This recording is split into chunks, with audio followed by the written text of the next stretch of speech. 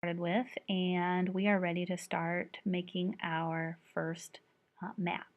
The first thing I would recommend that you do is go up to the very top gray toolbar where it says Untitled, and if you double click up there, it's going to give you the option to change that title.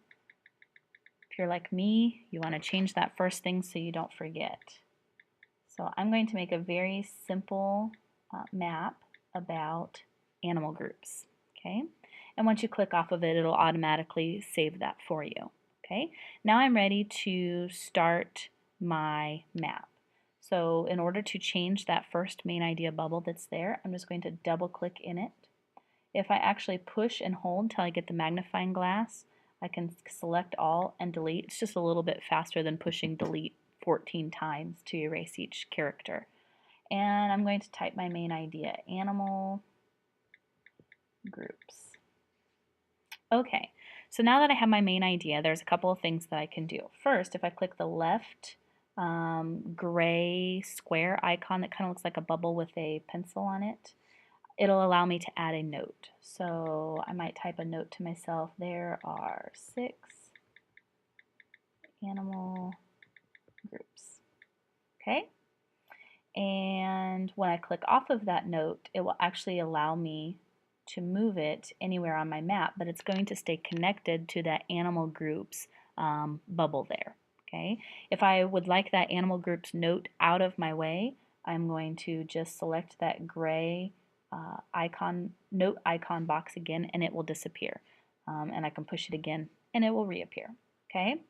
The second thing that you can do is, of course, branch off your topics. So that's the second little gray box down there. I'm going to branch off and start adding my subgroups. So underneath animal groups, I would have mammals.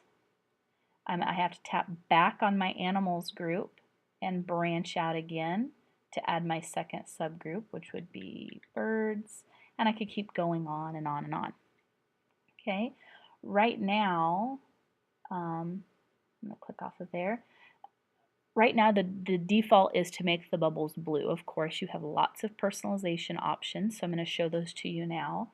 If I click on that center animal groups bubble, and I come up to the right-hand corner to the eye, okay, I get my formatting tools. I can, first of all, change the shape of my bubble there to a square, a rectangle, a cloud, or I actually have the option to import a picture. What I have done is I've gone out onto Google Chrome and I have saved a few pictures for me to use for this example. You could do the same thing. Or if you happen to have the ability to take the picture of whatever you're creating a map about, you could use the camera icon down there. Since I've saved my pictures, I'm going to click the flower icon down there at the bottom and it's going to take me to my camera roll. When I click camera roll, all I have to do is select my picture and it's going to automatically pop it in there for me. I can do the same thing with birds. Notice I clicked off of the animal groups picture to click the birds picture. If you select more than one at a time, it's going to change them both and you're not going to want that. So I'm going to select the flower icon again, back to my camera roll, and this time I'm going to choose a picture of my birds. Now you might have to rearrange a little bit once you put those pictures in because it's going to make them a little larger than the bubbles that were originally there. Okay. For the mammals bubble, I'm going to show you how you can modify the shape, the color, the text of your squares.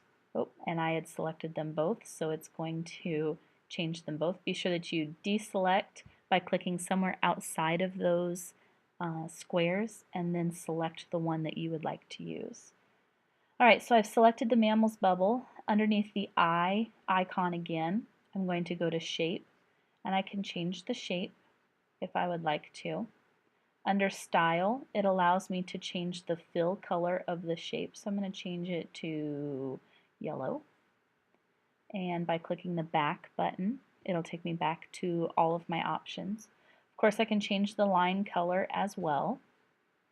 I'll click back to go back to my options. I can change the width just by sliding up and down. So, something's more important, I might bold that line a little bit more so it stands out, or I can make it thin.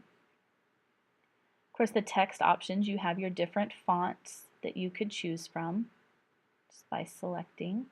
it will change them. You don't have to highlight them, you just have to make sure that that bubble or that square is selected. If I go back, of course I can bold, I can just slide to change the font size, and I can of course change the font color. Alright, and finally under diagram there under the eye, you can change the style of your arrows. You can change the color of your background. You can also change the color of the texture of the background.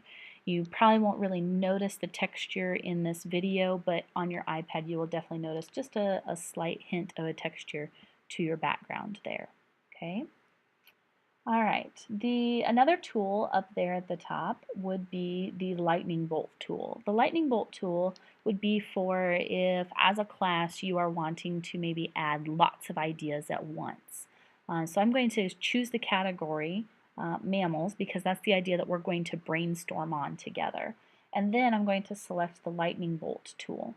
You notice that it gives me a cloud to type in. When I type in my word and I hit next, it's going to automatically put that onto my map and give me another bubble. So I can type in, and I'm just going to keep going, and it's a fast, quick way of adding several ideas at once. Okay, when I'm done, I'm just going to select the lightning bolt again, and it will take me out of that. Now it kind of puts them in a little sloppy, so you'll have to do some rearranging, of course. I'm just going to click and drag on each one. Okay. I said earlier that you have some tools across the top. Of course, the first one is your home. That's going to take you back to your home screen. Just select your map to start working on it again. The next two are the two different view options that you have. You have a diagram view, which we are in right now, and you have an outline view. The great thing about Inspiration Maps is as you're creating your diagram, it's going to create an outline for you, and vice versa. So if you're creating an outline, it's going to create the diagram to go along with it. So if I select the outline view, it's going to flip that over, and you can see my categories that I have there.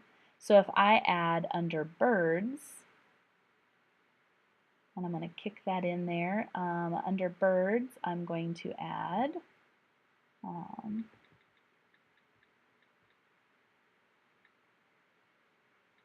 and if I go back to my outline view, you will now see that cardinals is added under my bird section because I had added it on my outline.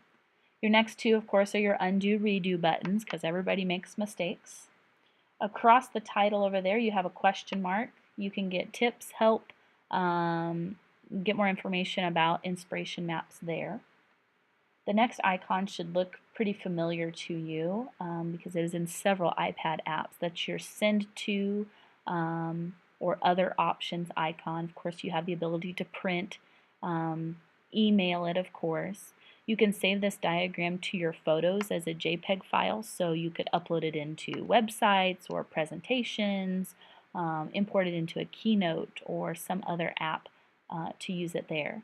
You can, of course, send to another app, so if you are wanting students to turn in their inspiration map to you, say through My Big Campus, you could select the Send To app, and it's going to be just like the other apps. Do you want them to submit it as a PDF or a graphic file? And then they'll actually choose the app that they want to send it in.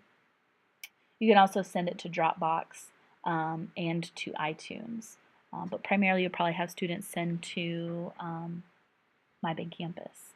And then of course you have the trash can there at the end that will allow you to trash things. If I go to my home page, I can organize my notes by pushing and holding and dragging them together just like you would with your apps on your iPad screen or with your Pages documents or your Keynote presentations. Of course, if you double tap there on folder, it will allow you to change the title of the folder. To delete maps that you're finished with, you first press and hold until they're jiggling. Then you tap the one you want to get rid of, and up in the left-hand corner, you'll notice you have three options. You can either, the first option is to make a copy of it. The second option, the trash can, of course, is to get rid of it, throw it away. And the third option, you have the option to email it, send it through Dropbox or to iTunes. And when you're done editing, you just click Done. And that is Inspiration Maps.